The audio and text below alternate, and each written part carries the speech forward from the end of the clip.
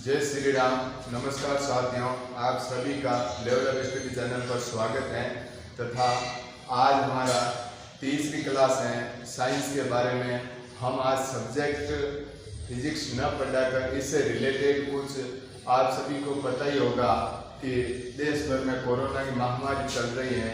अब केसेस कम होने लगे हैं, धीरे धीरे स्थिति ठीक होने लगी है। तो आज हम कोरोना के बारे में चर्चा करेंगे कि कोरोना की सेकेंड वेव क्या थी, थर्ड वेव कब आने वाली है। जो अफवाहें लोग फैला रहे हैं जैसे कि 2 साल बाद में कोरोना की वैक्सीन लेने के बाद में क्या हो जाएगा, नपुंसकता आ जाएगी, डोज लेने के बाद हमारे शरीर मैग्नेटिक हो जाता है, उस पर धातुएं चिपकने लगती हैं। इस प्रकार की अफवाहों के बारे में हम विस्तार से चर्चा करेंगे तथा सभी डाउट क्लियर करेंगे। कौन सी वैक्सीन ज़्यादा सफल रही है तथा कब तक पूरा वैक्सीनेशन इंडिया के अंदर हो जाएगा, इसके बारे में हम विस्तार से चर्चा करेंगे। तो साथियों देखिए अब आगे। तो देखिए साथियों, कोविड-19 आप सभी को पता ही होगा, इसका नाम कोविड-19 कैसे पड़ा है। देखिए साथियों, CO यानी कोरोना, VI यानी वायरस, D यानी डिजीज, कोरोना वायरस डिजीज। इसकी फुल फॉर्म क्या है? Corona virus disease. और 19 का मतलब है 2019 में यह चीन के वुहान शहर से फैलना शुरू हुआ था, इसीलिए इसका नाम दिया गया है कोविड-19। ठीक है, तो देखिए साथियों, अभी हमारे देश में सेकेंड वेव चल रही थी जो अब धीरे धीरे कम हो गई है। ठीक है, सेकेंड वेव चल रही थी तो अब वो कम हो गए हैं, इसके बारे में हम चर्चा करेंगे। तो देखिए साथियों, कोरोना भी अलग अलग रूप धारण करता है। कोरोना अलग अलग रूप धारण करता है। तो देखिए कैसे रूप धारण करता है। जैसे हमारे पिताजी हैं तो पिताजी से हम थोड़े चेंज हुए, उनके हमारे पूर्वजों से हम थोड़े चेंज हैं। उसी प्रकार जैसे जैसे कोरोना की संख्या बढ़ रही है वैसे वैसे कोरोना अपने नए रूप में आ रहे हैं। ठीक है, इसे कोरोना का वेरिएंट कहा जाता है कि ये कोरोना का नया वेरिएंट है, वो है। ठीक है, तो हम देखेंगे कि सेकेंड लेयर में, सेकेंड वेव के अंदर इंडिया के अंदर कौन से प्रकार का कोरोना था, यूके के अंदर कौन सा था, ब्राजील के अंदर कौन से कोरोना ने मचाई धूम। ठीक है, इसी प्रकार से काफी सेकेंड वेव जो इंडिया के अंदर आई थी वो काफी लोगों को मौत के मुंह में धकेल कर ले गई है। तो इसके बारे में भी हम चर्चा करेंगे। तो देखिए साथियों, अब देखिए साथियों, यूके के अंदर जो कोरोना का कहर था उसका नाम क्या था? B117। और साउथ अफ्रीका के अंदर जो कोरोना का कहर था उस कोरोना वायरस का क्या नाम दिया गया था? B1351। और ब्राजील में जो कोरोना था उस वायरस का नाम था P1। और इंडिया में जो कोरोना वायरस था उसका नाम था B16172। और इंडिया में दूसरा था वेरिएंट, उसका नाम दिया गया था कि B16171। ठीक है, ये जेनेटिक नाम होते हैं। ये क्या है? ये B ये क्या है? ये सभी जेनेटिक नाम होते हैं। ये नाम देना कठिन होता है लेकिन वैज्ञानिकों के लिए सरल होता है। ठीक है, तो अब क्या हुआ था साथियों कि ये जो लोगों को, जो देशों को, अन्य देशों को, मतलब ये B117, B1351 ये नाम बोलने में कठिनाई होती थी। तो सहूलियत बरतने के लिए लोगों ने इसे, जैसे B117 कोरोना का जो रूप था उसे कह दिया यूके का वायरस। ठीक है, और इंडिया के जो ये वायरस था B16172 इसे बोल दिया इंडियन वायरस। तो काफी मतलब इन देशों को तकलीफ हुई कि चीन के वुहान शहर से कोरोना फैलना स्टार्ट हुआ तो इसे चाइनीज वायरस क्यों नहीं कहा गया, इसे अब इंडियन वायरस, ब्राजील वायरस या साउथ अफ्रीकन वायरस क्यों कहा जाता है। तो WHO के मुखिया ने इसका एक रास्ता निकाला तथा इस रास्ते में उन्होंने क्या कहा कि इन कोरोना के नए नए वेरिएंट को अन्य नाम दे दिया जाए ताकि लोगों को बोलने में सहूलियत हो तथा किसी भी देश का नाम बदनाम नहीं हो, या किसी भी वायरस के आगे किसी भी देश का नाम लगाना अच्छा नहीं रहता है। तो देखिए साथियों, WHO ने इनका ग्रीक शब्द दे दिया। जैसे यूके के अंदर था B117, इससे नाम दे दिया अल्फा। क्या नाम दे दिया? अल्फा। और जो साउथ अफ्रीका के अंदर था B1351, इससे नाम दिया गया WHO के अनुसार बीटा। क्या नाम दिया गया? बीटा। और जो ब्राजील के अंदर था P1, इससे नाम दिया गया गामा। क्या नाम दिया गया? गामा। और इंडिया के अंदर जो था वो B16172, इससे नाम दिया गया था डेल्टा। क्या नाम दिया गया था? डेल्टा। ठीक है। अब जो ये है इंडिया के अंदर B16171, इससे नाम दिया गया था कप्पा। क्या नाम दिया गया था? कप्पा। ठीक है, इसे क्या नाम दिया गया था? कप्पा। और सेकेंड वेव के अंदर जो लाखों लोगों को मौत के मुंह में धकेल कर ले गया था, उस वायरस या उसका नाम वो था डेल्टा वेरिएंट। कोरोना का कौन सा वेरिएंट था? डेल्टा वेरिएंट, जो लाखों लोगों को मौत के मुंह में धकेल दिया था। तो देश की स्थिति एक बार बहुत ही डेंजरस हो गई थी, लोग बहुत ही ज्यादा संक्रमित हो रहे थे। तो सेकेंड वेव के अंदर सबसे ज्यादा पीक थी या पीक आई थी कोरोना वायरस की, वो थी 6 मई को। कब थी? 6 मई को सबसे ज्यादा देश के अंदर, भारत देश के अंदर संक्रमित लोग मिले थे, जिसके अंदर संख्या थी लोगों की 4,14,000 से ज्यादा।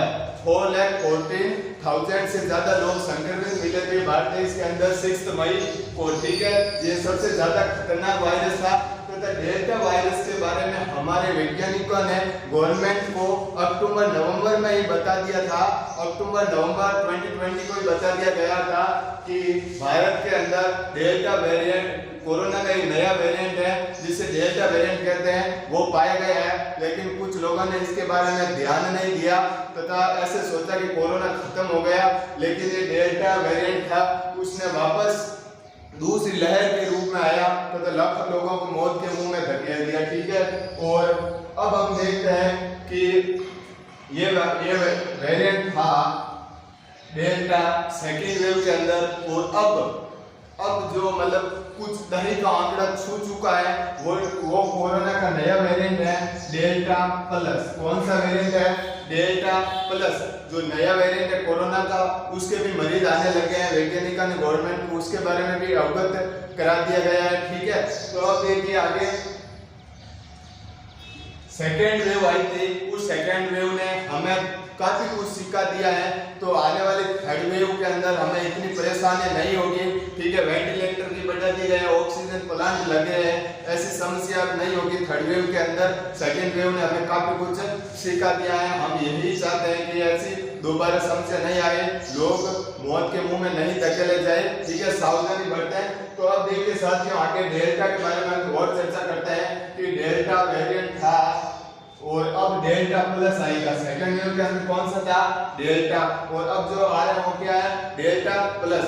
और बीच बीच में हमने काफी भी सुना था कि ब्लैक फंगस, जो ब्लैक फंगस है उसके काफी मतलब ये बताए जा रहे थे कि ये होता है। तो इसके लक्षण ये हैं ब्लैक फंगस के, जैसे आंखें सूजन आ जाना, आंखों से पानी आना, एक चीज दो दिखना, इसी प्रकार के ब्लैक फंगस के काफी मामले सामने आए थे। वो भी किसके ही लक्षण थे?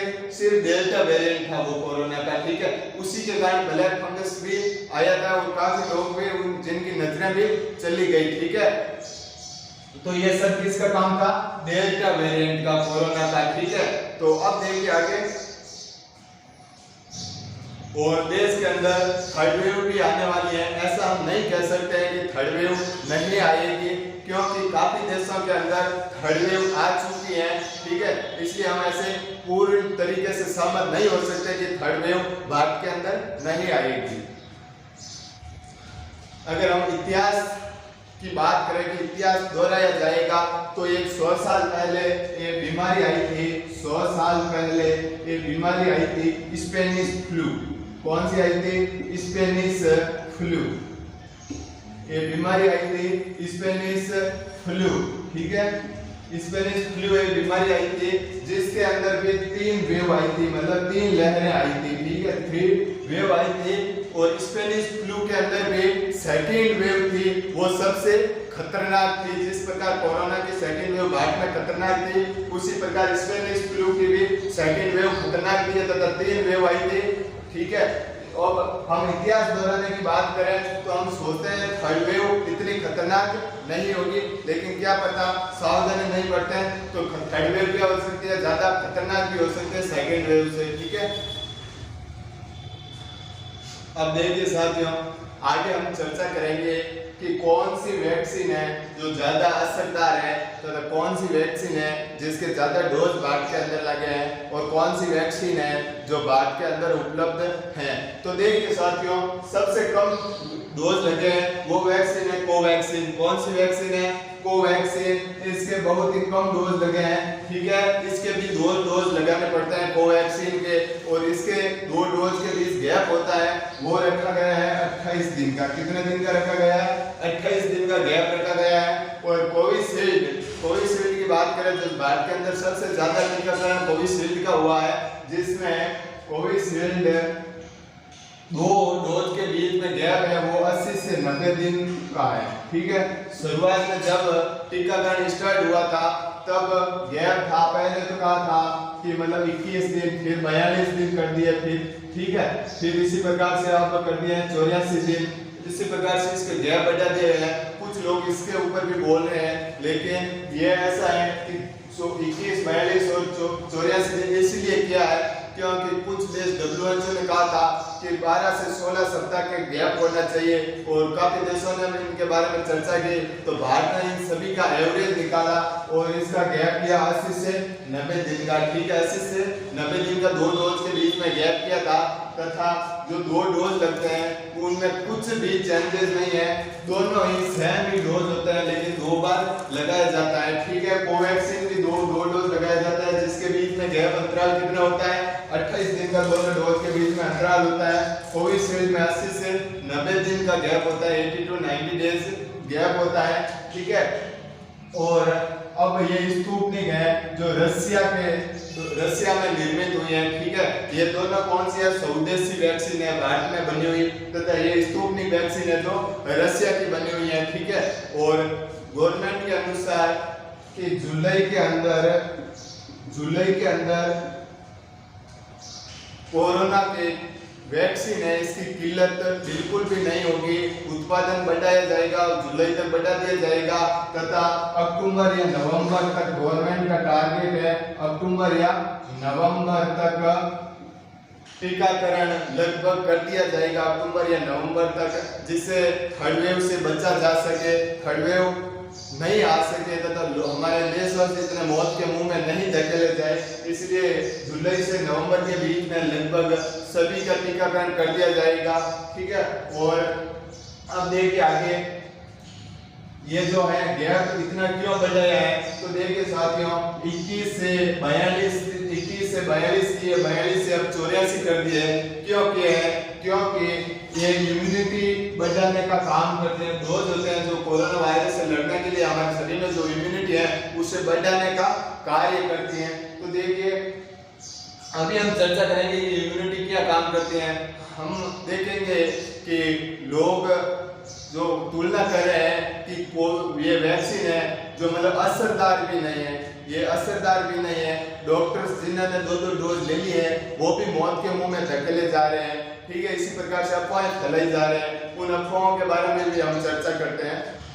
और जो कुछ गलतफहमी आए वो थर्ड वेव को बुलावा दे रहे हैं। ठीक है, जो गलतफहमी है वो थर्ड वेव को बुलावा दे रहे हैं। पिछले कुछ दिनों में हमने एक न्यूज़ देखी थी, बहुत ही ज्यादा वायरल हुआ था वीडियो, तथा न्यूज़ में भी बहुत वायरल न्यूज़ थी कि शायद महाराष्ट्र का था, उसके अंदर एक व्यक्ति था जो 2 डोज लेकर आया था कोरोना के, बाद में उसने बताया कि मेरा शरीर मैग्नेटिक हो गया है, उसके ऊपर धातुएं चिपकने लगी हैं। ठीक है, वो अफवाहें फैलाई जाती हैं। ठीक है, तो देखिए वो उस पर क्यों चिपकने लगे थे।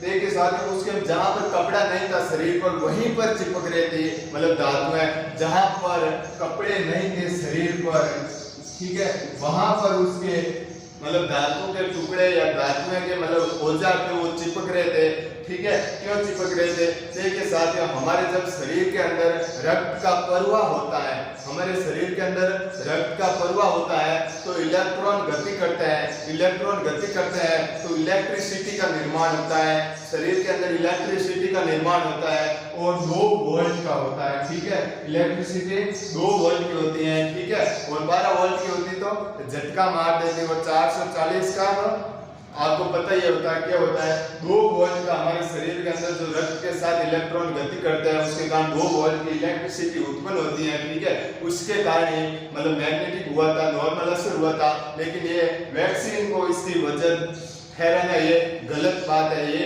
अफवाहें हैं। ठीक है, अब देखिए आगे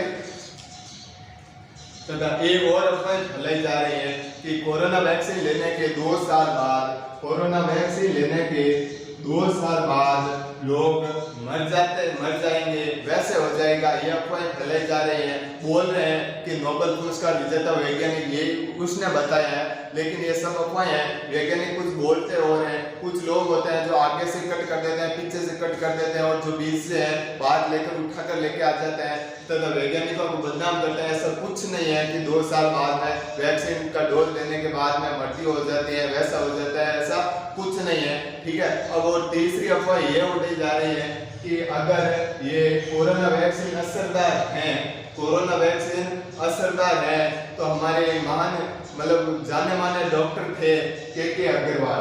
कौन थे? के अग्रवाल जाने माने डॉक्टर थे। उनकी मृत्यु क्यों हुई? जिन्होंने दोनों डोज ले लिए थे। तो देखिए साथियों, इनकी मृत्यु इस वजह से हुई थी कि हम अपनी तुलना डॉक्टर के साथ नहीं कर सकते हैं, क्योंकि डॉक्टर्स हैं जो अस्पताल के अंदर जो उसके दाएं बाएं आगे पीछे चारों तरफ कोरोना के मरीज होते हैं, पीपी किट के अंदर उनमें वो पसीना बहा रहे होते हैं। ठीक है, उनकी तुलना हम अपने से नहीं कर सकते हैं।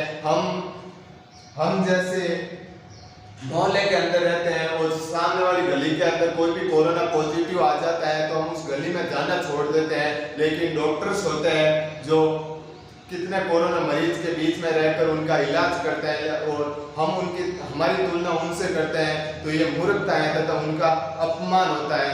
अब देखिए साथियों, के अग्रवाल सर ने कोरोना डोज लिए थे, कोरोना के 2 डोज ले लिए थे, लेकिन इन्होंने गैप रखा था 28 दिन का। कितने दिन का गैप रखा था? सिर्फ 28 दिन का गैप रखा था। तो 28 दिन के अंदर क्या हुआ? इम्यूनिटी इनकी 56% हुई। कितनी? 56% इम्यूनिटी बढ़ पाई, जो कोरोना वायरस के लिए काफी नई थी, डेल्टा वेरिएंट के लिए काफी नई थी। तो अगर 80 से 90 दिन का गैप रखा जाए तो हमारी इम्यूनिटी ये वैक्सीन 90% से अबोव कर देते हैं। कहाँ तक कर देते हैं? 90% से अबोव हमारी इम्यूनिटी बढ़ा देती है, जिससे कोरोना वायरस से लड़ने के लिए हमारा शरीर प्रतिबद्ध रहता है। ठीक है, तो ये अफवाह भी गलत है कि दोनों डोज लेने के बाद ये 80 से 90 दिन का गैप जिसमें इम्यूनिटी बढ़ सके, इसलिए ज़्यादा गैप किया गया है। अब आगे देखिए साथियों, कुछ लोग ये भी अफवाह फैला रहे हैं कि वैक्सीन लेने के बाद नपुंसकता आ जाती है, वो हो जाता है। ये भी सरासर झूठ है, ये निराधार बातें हैं सारी। तो देखिए साथियों, निराधार कैसे है? यहाँ पर नहीं, काफी देशों के अंदर यही अफवाह फैल रही है। हम हमारे पड़ोसी देश पाकिस्तान का एग्जाम्पल देख लेते हैं, पाक का एग्जाम्पल देख लेते हैं, जिसके अंदर पोलियो को लेकर भी अफवाहें फैलाई जा रही है। भारत देश पोलियो से मुक्त 2014 में भी हो गया था। ठीक है, 2014 के अंदर भारत देश पोलियो मुक्त हो गया था, लेकिन पाकिस्तान अभी भी पोलियो से ग्रसित है। क्यों है? क्योंकि वहां पर यह अफवाह फैलाई जा रही है क्योंकि पोलियो की 2 बूंद ले लेते हैं तो वहां पर नपुंसकता हो जाती है, 2 से ज्यादा बच्चे नहीं होते हैं। इसी प्रकार की पाकिस्तान में अफवाहें फैलाई जा रही हैं। ठीक है, और जो पोलियो की दवाई पिलाने के लिए जाते हैं उन्हें सुरक्षा दी जाती है, साथ में कमांडोज भेजे जाते हैं, वरना उन लोगों को वहीं पर मार दिया जाता है। ये ऐसी अफवाहें फैलाई जा रही हैं।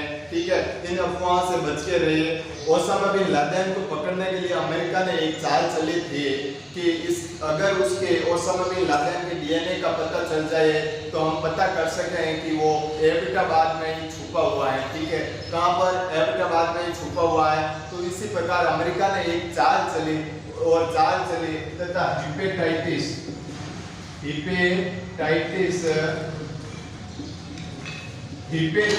के बहाने उन्होंने मतलब ओसामा बिन लादेन तक पहुंचने का रास्ता खोज लिया। ठीक है, ओसामा बिन लादेन तक पहुंचने का रास्ता खोज लिया हेपेटाइटिस के बहाने। तो अब पाकिस्तान के लोग यह अफवाह फैला रहे हैं कि अगर हम वैक्सीन लेंगे तो अमेरिका हमारे माइंड पर या दिमाग को हैक कर लेगा। ठीक है, इसी प्रकार की अफवाहें फैलाई जा रही हैं। अब उनको कौन समझाए कि तुम्हारे पास इतना दिमाग है क्या? तुम्हारा दिमाग सिर्फ बम बनाने के लिए काम आता है। अमेरिका के पास ऑलरेडी काफी दिमाग है। उनको कौन समझाए कि ऐसा कुछ नहीं होता, लेकिन ये अफवाहें फैलाई जा रहे हैं। तथा अब वहां पर अगर डोज नहीं दिए गए, वैक्सीन के डोज नहीं दिए गए, तो आने वाले समय में पाकिस्तान से भारत में भी कोरोना का खतरा बढ़ सकता है वापस। इसीलिए खुद तो सुरक्षित नहीं है, लेकिन पड़ोसी को भी सुरक्षित नहीं रहने देते हैं। लेकिन इन्हें हम लोगों को अफवाहों से बचना चाहिए तथा कोरोना वैक्सीन के दोनों डोज लेने चाहिए। ठीक है साथियों, आज के लिए इतना ही। धन्यवाद। जय हिंद।